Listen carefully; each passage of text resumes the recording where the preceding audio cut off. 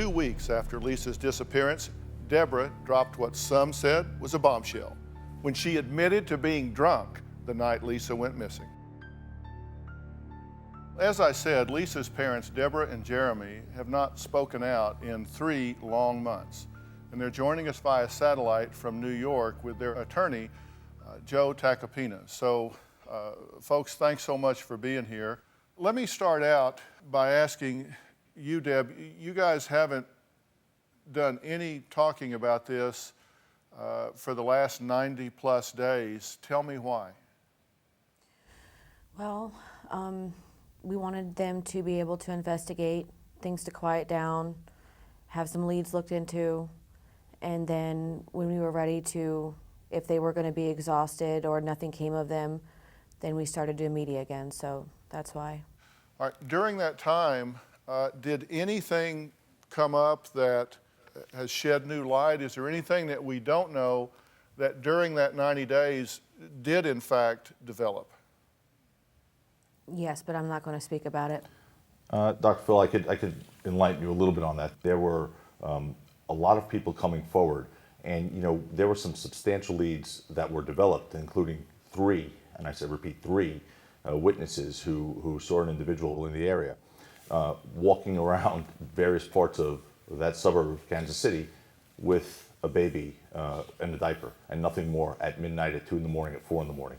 Mm-hmm. Independent, absolutely credible witnesses who don't know, the family or anyone else, made 3 independent sightings. And to me, that is powerful evidence that there is leads that are out there that need to be followed. All right, now, and let's talk about these sightings that you're talking about. I understand that at least one of those, there's actually videotape of a person walking, and it was 45 degrees out, and I believe one of these sightings was a person in just a shirt and pants carrying a baby. No coat, no blankets, not anything, and 45 degrees out. Is that true? That's accurate. It's a direct trajectory away from the house. The first sighting was around, a little after midnight, close by to Deb and Jeremy's house.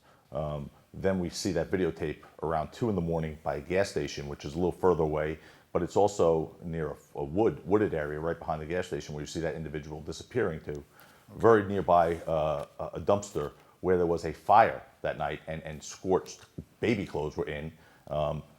Then a little further down the road, about 2 hours later, Mike Thompson, another individual witness, driving, sees a man matching the same description as the individual by the Irwin home, carrying a baby with just a diaper on. I mean, that is, Dr. Phil, I've been a prosecutor, defense lawyer.